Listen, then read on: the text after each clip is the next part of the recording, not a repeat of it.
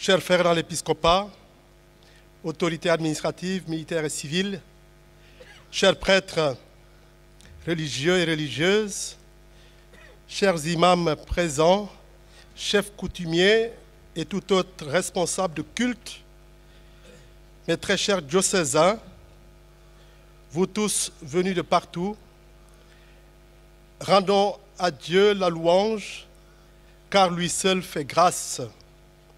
Que son nom soit béni à jamais. C'était le jeudi 20 juin dernier. Le nonce apostolique, Monseigneur Waldemar Sommertag, ici présent, venait de rendre publique ma nomination comme évêque de Ziguinchor.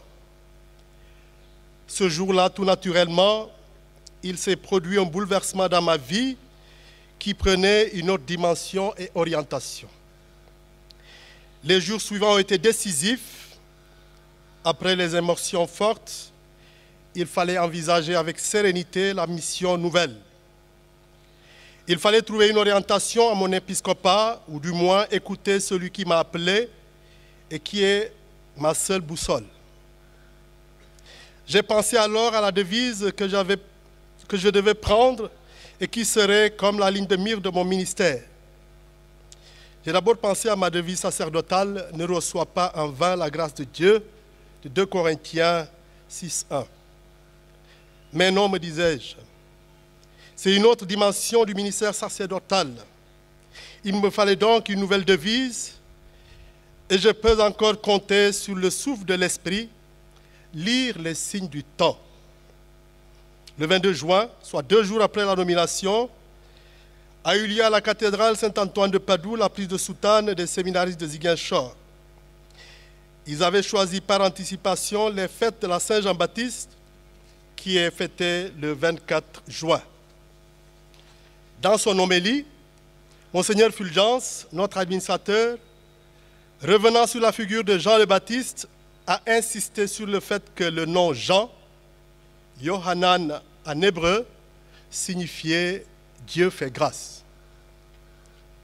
À cet instant, assis dans le chœur, à côté de la cathèdre, je me suis dit, voilà, ma devise est là, Dieu fait grâce.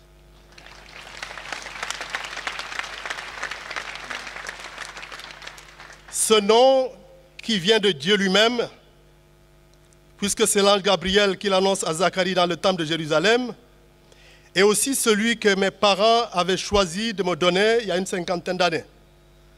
C'est dire que ma nouvelle mission a sans doute quelque chose à voir avec mon nom et surtout avec la mission de Jean le Baptiste. Alors une question s'impose, à qui Dieu fait-il grâce? Dieu fait grâce d'abord à Zacharie et Élisabeth, ce vieux couple de justes devant Dieu, comme le dit Saint Luc, mais sans enfant.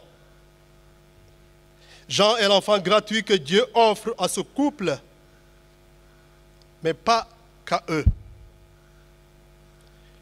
Il fait irruption de sa grâce pour Israël et pour l'humanité. En effet, comme l'annonce l'ange Gabriel, rempli de l'Esprit Saint, dès le sein maternel, Jean ramènera beaucoup de fils d'Israël au Seigneur leur Dieu. Comme le dit son Père, il est celui que Dieu envoie pour donner à son peuple la connaissance du salut et le pardon de ses péchés, afin de guider ceux qui sont dans les ténèbres et l'ombre de la mort sur le chemin de la paix. Dieu fait grâce signifie dès lors Dieu fait miséricorde. C'est ainsi aussi que l'a compris le Père Paul Bakary-Mané du foyer de charité de Sindon, qui pendant 15 jours, du 27 octobre au 10 novembre, a choisi comme titre de ma préparation spirituelle « Dieu fait grâce, comme évêque, révéler le visage de miséricorde de Dieu ». Je le remercie au passage pour sa disponibilité pendant ce moment de préparation spirituelle, ainsi que les membres du foyer de charité de Sindon et la communauté de Sindon.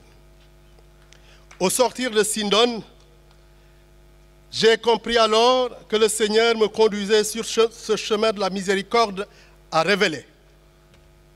Ce thème de la miséricorde divine est au cœur de l'enseignement de 3 papes depuis une quarantaine d'années.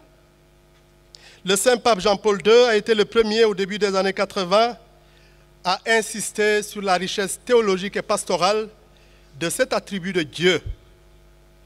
Dans sa lettre encyclique Dives in Misericordia, riche en miséricorde, il écrit, je le cite, « La miséricorde n'élimine pas la justice, mais la surpasse. » Fin de citation. Pour lui, l'Église est appelée à proclamer la miséricorde précisément comme la plus haute forme de justice dans l'amour. Jésus est venu dans le monde pour révéler le visage miséricordieux de Dieu, dit-il le 30 avril 2000 à l'occasion de la canonisation de Sainte Faustine. Le pape Jean-Paul II était convaincu que, comme le souligne plutôt le pape, son successeur, le pape Benoît XVI, je le cite, « Seule la miséricorde peut mettre fin à la cruauté, au mal et à la violence. » Fin de citation. Pour le pape Benoît XVI lui-même, il le note, il dit, je le cite, « Sous le vernis de la confiance en lui-même et dans sa propre justice, l'homme d'aujourd'hui cache une connaissance profonde de ses blessures et de son indignité face à Dieu. Il a besoin de miséricorde. » Fin de citation.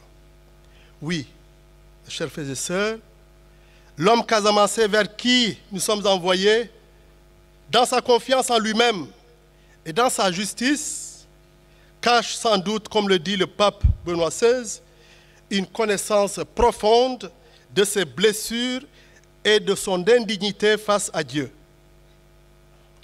Notre terre de Casamance est rassasiée du sang de nos frères et de nos sœurs. Nous sommes en effet, chers frères et sœurs, à la 42e année de conflit, le plus long en Afrique subsaharienne. L'on ne saurait imaginer l'impact psychologique d'un conflit aussi long. La façon de se penser, de se projeter dans l'avenir ne peut manquer d'être fortement impactée par ce fait. Beaucoup de familles qui étaient riches se retrouvent à attendre dans la périphérie de nos villes depuis une quarantaine d'années, une trentaine ou une vingtaine d'années, de regagner leur village et leur terre, de reprendre désespérément une activité qui permette une vie digne. Combien de morts, combien de disparus, combien de morts restés sans sépulture digne, combien de funérailles impossibles à faire.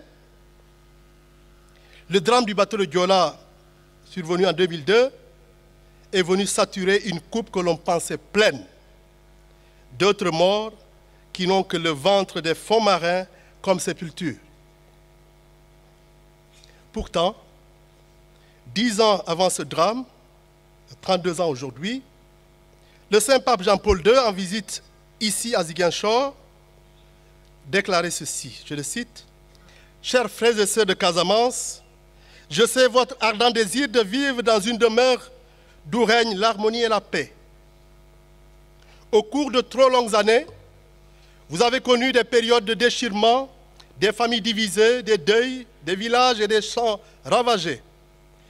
Beaucoup d'entre vous ont dû quitter leur foyer et partir sur les chemins du dénuement. » Fin de citation. La paix est un don de Dieu. Mais si la paix est un don de Dieu, elle n'est pas réalisée sans l'homme. Comme le dit le pape Jean-Paul II, elle demande qu'il s'y engage. Le pape martelait ici, à Ziguinchor, disait « Respectez la vie de votre frère ». Il disait ensuite « Renversez-vous aussi le mur de la haine s'il se dresse encore. Vous devez construire ici la demeure de la paix. Vous ne pourrez le faire que tous ensemble. Vous ne pourrez avancer que si vous entrez en dialogue les uns avec les autres. » Fin de citation.